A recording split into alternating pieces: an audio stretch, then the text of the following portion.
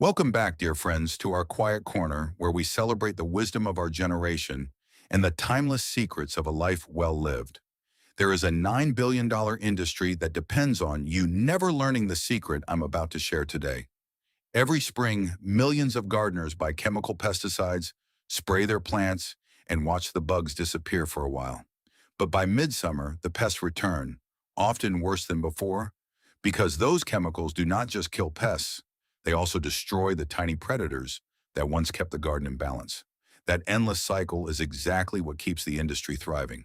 However, a few hundred miles west of Manhattan, in the farmlands of Pennsylvania and Ohio, more than 44,000 Amish farmers have been growing abundant gardens for over 300 years without buying a single bottle of synthetic pesticide. Today, we are going to uncover their remarkable secrets, how they recruit natural insect armies, build clever traps from simple kitchen scraps, and design gardens pests simply cannot survive in. And if you stay with me until the end, I will reveal the legendary one-stick method, a brilliantly simple trick using a piece of household trash that stops one of the most destructive garden pests in its tracks. So let us dive in and take back our gardens. Before we talk about soil, you need to hear a story that sounds almost unbelievable. It begins with an Amish boy named John Kempf. He had only an eighth grade education, yet his discovery would challenge one of the most common assumptions in modern agriculture. John grew up on a farm in Ohio in the early 2000s. His father was the regional supplier of pesticides, and like many farms in America, their fields were sprayed regularly. But something troubling kept happening. For 3 years in a row, waves of insects and disease destroyed nearly 70% of their crops. Then in 2004, the family rented a neighboring field from a dairy farmer. That farmer did not use chemicals at all. He relied only on crop rotation and natural soil care. The Kemp family planted cantaloupes across both fields, expecting the same results. But harvest told a very different story. On the heavily sprayed field, nearly 80% of the leaves were covered in powdery mildew. On the untreated field next door, there was almost no disease at all. You could literally draw a line across the soil where the two approaches met. The question haunted young John: how could insects and disease know the difference?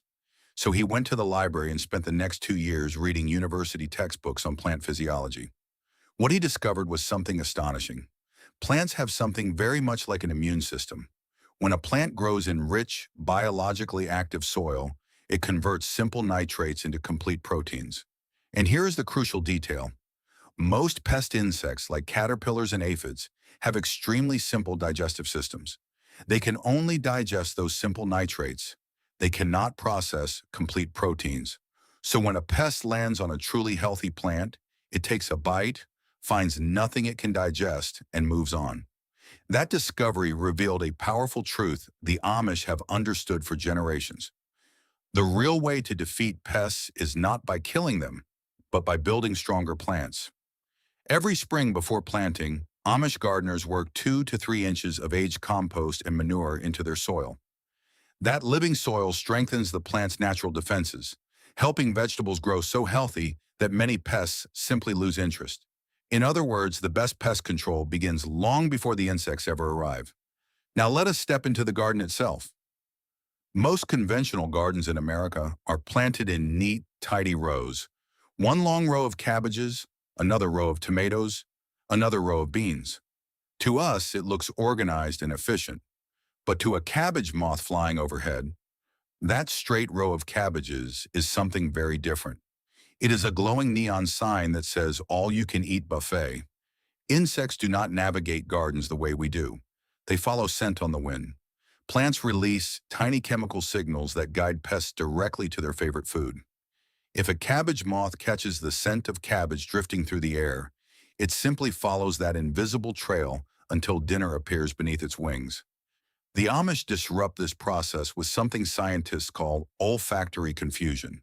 Instead of planting only vegetables, they surround their entire garden with a dense border of powerful-smelling herbs and flowers. Imagine it like a living wall of fragrance, an aromatic fortress protecting everything inside. French marigolds are one of their favorites. Beneath the soil, the roots release a natural compound that helps suppress destructive root knot nematodes. Above the soil, their strong scent helps deter whiteflies and cabbage moths searching for a place to land. Basil is planted generously as well, sometimes every 8 or 10 inches along the garden edge. Its intense aroma helps repel mosquitoes and even discourages tomato hornworm moths from laying eggs nearby. Some Amish gardeners even plant catnip around the borders. Studies have shown that the natural oils in catnip can repel mosquitoes far more effectively than many commercial repellents. To a hungry insect approaching from the air, this wall of fragrance is overwhelming. The scent of cabbage, tomato, or squash becomes scrambled in a cloud of stronger smells. The pest grows disoriented, wastes energy searching, and often gives up entirely, flying off in search of an easier meal somewhere else. In other words, the Amish do not try to eliminate insects from the world. They simply make their gardens the most confusing place a pest could possibly try to navigate. Many of us were taught that a healthy garden should have no bugs at all, but an Amish farmer might gently smile at that idea and say something very different. A garden without any bugs, they often say, is a dead garden. Their goal is not to eliminate insects. Their goal is balance. Instead of fighting every bug that appears, Amish gardeners quietly recruit an unpaid army that works around the clock. These tiny allies patrol the garden day and night, hunting the pests that damage plants. A single ladybug, for example, can eat up to 5,000 aphids in its lifetime. Parasitic wasps are even more dramatic hunters. They locate tomato hornworms, lay their eggs inside the pest's body, and the developing larvae slowly destroy the caterpillar from within. Meanwhile, beneath the leaves and soil, ground beetles patrol the garden floor after dark, feeding on slugs, grubs, and other destructive insects while you sleep. But these helpers will only stay if the garden welcomes them. So Amish gardeners plant what are called insectary strips, clusters of plants with tiny flowers that produce nectar and pollen for beneficial insects. Yarrow, sweet alyssum, fennel, and Queen Anne's lace are common choices. These small blossoms act like food stations for the predators that protect the garden. They also leave certain plants, like dill, to grow tall and flower instead of cutting them down. Those flowering stems become what they jokingly call bug hotels, places where helpful insects can feed and rest. And sometimes in one quiet corner of the property, they simply leave a patch of land a little wild and unmowed. That untidy space becomes shelter for ground beetles and other natural hunters. The lesson is beautifully simple. If you build the right habitat, nature will send the workers, and those tiny guardians will defend your garden far more tirelessly than any chemical ever could. One of the most powerful pest control methods in Amish gardens does not come from a tool, a spray, or a product. It comes from a daily habit. In the quiet hours of the morning, before the summer heat settles over the fields, Amish gardeners perform something so simple that many modern gardeners overlook it completely. They take what they call the morning walk. With a small bucket of soapy water in hand, they slowly walk the garden rows. There is no rush, just a calm, careful inspection that lasts 15 or 20 minutes. They gently lift the wide leaves of squash plants. They glance along the stems of tomatoes. Over time, they learn to read the tiny clues plants give when trouble is nearby. For example, if they notice small black droppings scattered across the lower leaves of a tomato plant, they know exactly what it means. Somewhere above, perfectly camouflaged against the stem, a large green hornworm is quietly feeding. When they spot a cluster of bronze-colored squash bug eggs neatly lined up on the underside of a leaf, they do not panic. They simply scrape the eggs away with a thumbnail and drop them into the bucket of soapy water. Problem solved in seconds. This quiet routine works because real garden disasters rarely appear overnight. They begin small, a few eggs here, a single caterpillar there. Left unnoticed, those few insects multiply until they become hundreds. But by walking the garden each morning, Amish gardeners catch the problem when it is still tiny. 3 pests instead of 300. The result is powerful in its simplicity. No chemicals, no expense, and no complicated equipment. Just a few peaceful minutes each morning staying connected to the garden and gently guiding it back into balance. Now we arrive at one of the most surprising parts of Amish pest control. When insects invade, Amish gardeners do not rush to the store. Instead, they walk into the kitchen, and with a few simple pantry ingredients, they build traps so effective they almost feel like cheating. Take flying pests, for example. Wasps, fruit flies, and certain moths. The Amish often build what is called an upside-down bottle trap. They cut the top third off a plastic bottle and flip it upside down to form a funnel. Inside the bottle, they mix warm water, sugar, and a pinch of yeast. As this mixture begins to ferment, it releases a scent that mimics rotting fruit. To insects, it smells irresistible. They follow the scent down through the funnel, but once inside, they cannot find their way back out. Hung along the edge of the garden, a single trap like this can catch hundreds of flying pests within just a couple of days. But flying insects are only part of the battle. If you have ever woken up to find lettuce leaves shredded overnight, you have probably met one of the garden's most frustrating visitors, the slug. For them, Amish gardeners use the famous beer trap. They simply bury a shallow container, something like a tuna can or yogurt cup, so the rim sits level with the soil.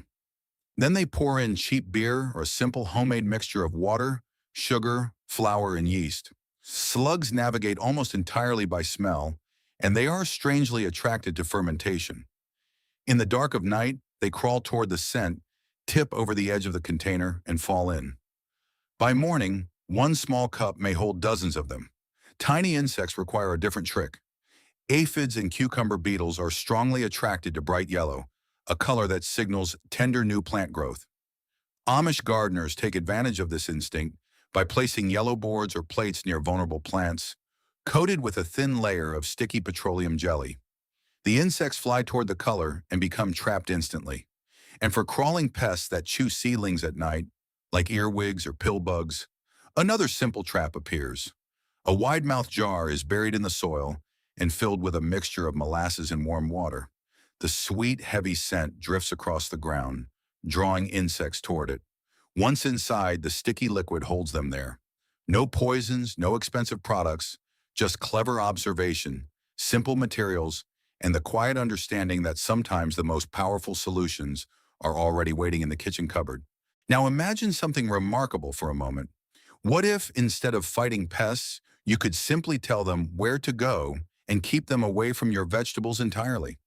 This is exactly what Amish gardeners do through a clever strategy called trap cropping. The idea is beautifully simple. Instead of protecting your plants by force, you give pests something they love even more.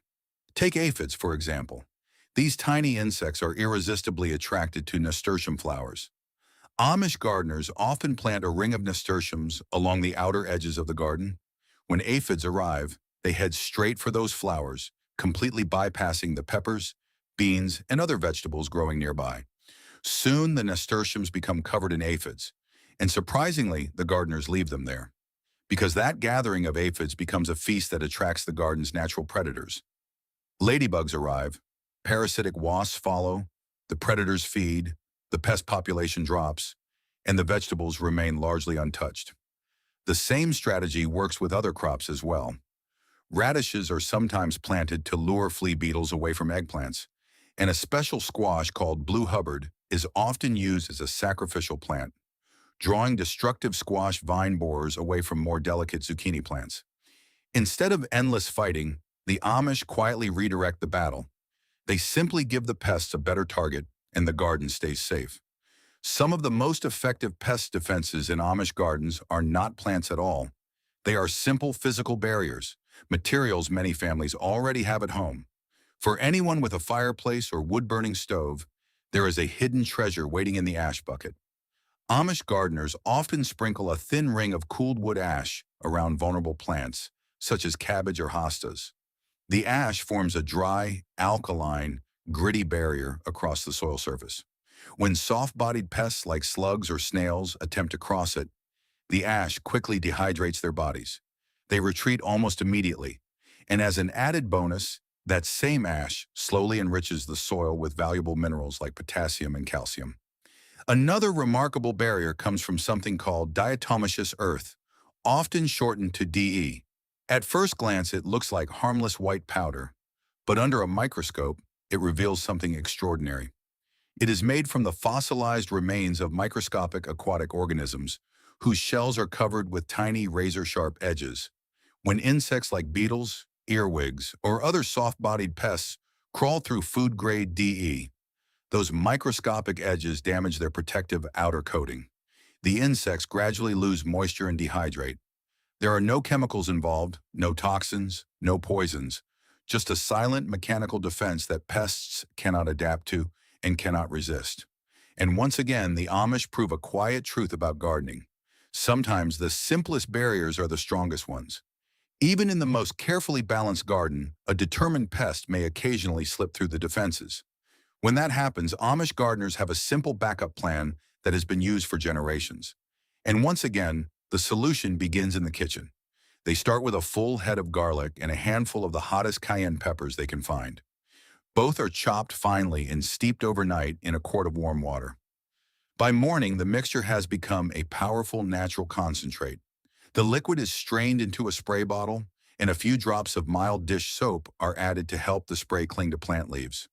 When applied to plants, the effect is surprisingly powerful.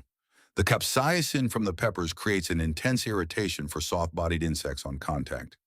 At the same time, the strong garlic scent overwhelms the insect's sense of smell, making it extremely difficult for them to locate the plant again. Aphids, beetles, and many other pests quickly retreat. Yet bees, beneficial insects, and the soil itself remain unharmed. Of course, anyone who has handled hot peppers knows there is one important rule to remember. Wash your hands thoroughly afterward, a lesson most gardeners only need to learn once. But there is another Amish trick involving garlic that is even more surprising. Some families quietly bury crushed garlic cloves about 2 inches deep around the edges of squash and cucumber beds at planting time. As those cloves slowly decompose in the soil, they release sulfur compounds that spread gently through the surrounding earth. For pests that live underground, especially destructive insects like squash vine borers, those compounds create an invisible barrier. The insects encounter the sulfur-rich soil before reaching the plant roots and often turn away. It is a quiet defense working below the surface long before the gardener ever sees a problem. And once again, the lesson is simple. Sometimes the most effective protection does not come from a bottle, but from a few humble ingredients already sitting in the kitchen. Among all the Amish pest control methods, this one may be the most enjoyable to watch. For generations, Amish families have quietly integrated poultry into their gardens, not as pets and not just for eggs, but as living pest control. A small flock of 4 to 6 hens can make a remarkable difference when allowed into the garden for short, supervised periods, usually in the early morning or late afternoon. They begin hunting immediately. Beetles, grubs, grasshoppers, and slugs disappear with astonishing speed as the birds move through the beds. They work like tiny vacuum cleaners for pests. Some Amish gardeners even prefer guinea fowl for this job. Guinea fowl are particularly fond of Japanese beetles and ticks, treating them almost like candy. And unlike chickens, they are less likely to scratch aggressively at the soil, which means delicate plants are often left undisturbed. The beauty of this system is its simplicity.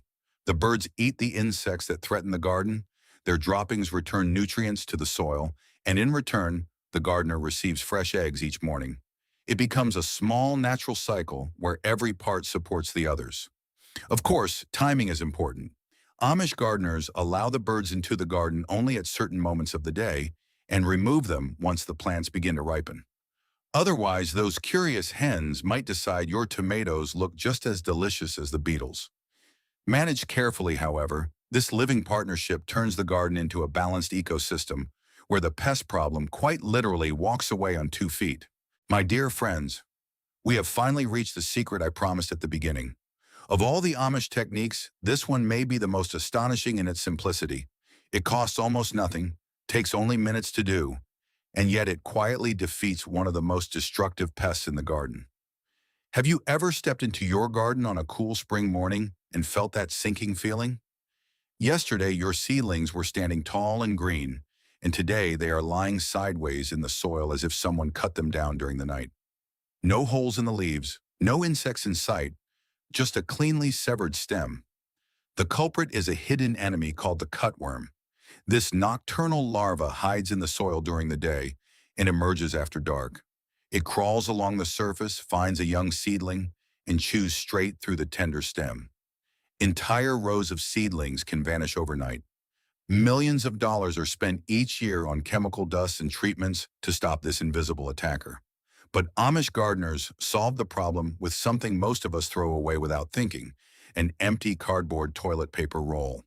When they plant a young seedling, they simply slide that cardboard tube gently over the plant like a collar. Then they press the tube about 1 inch into the soil, leaving 2 inches standing above the surface. That's it.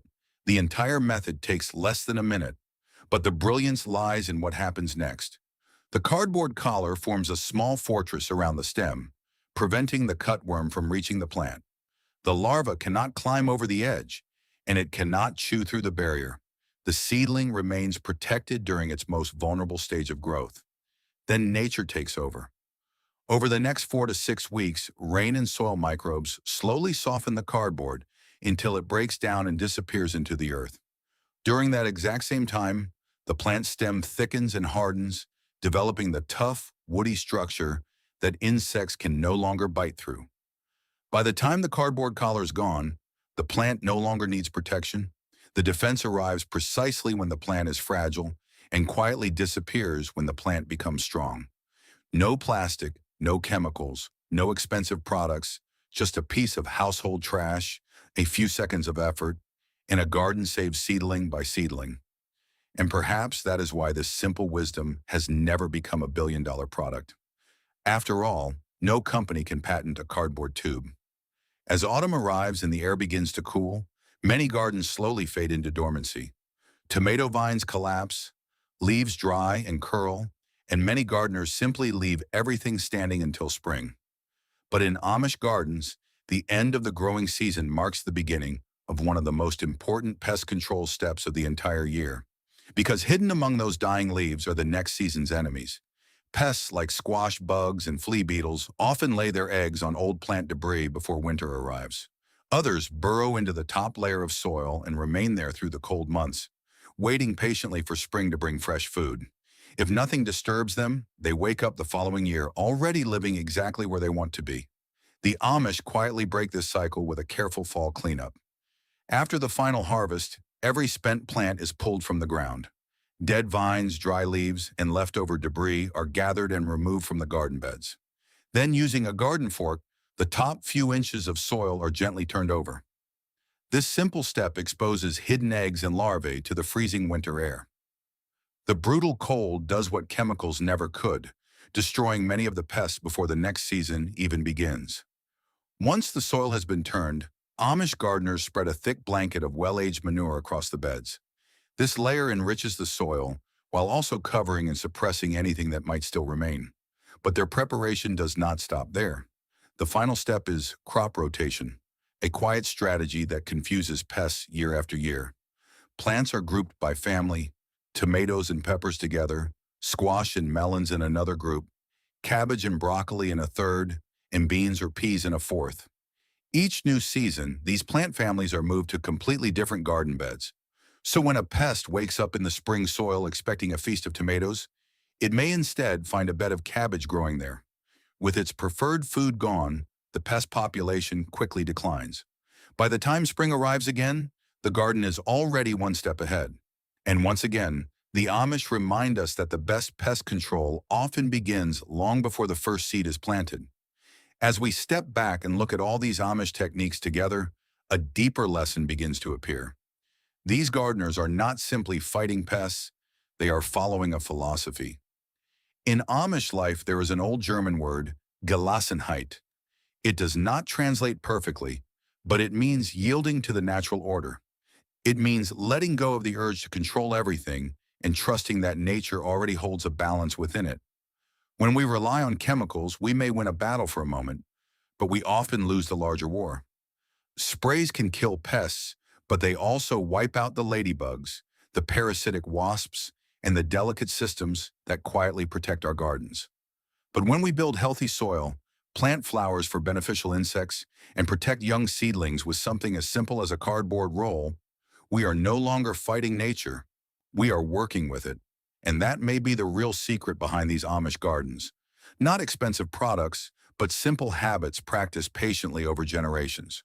So as you look out at your own garden this season, remember that you already have most of what you need: A few flowers, a handful of compost, perhaps a little wood ash from the fireplace, and yes, maybe even a cardboard tube saved from the recycling bin.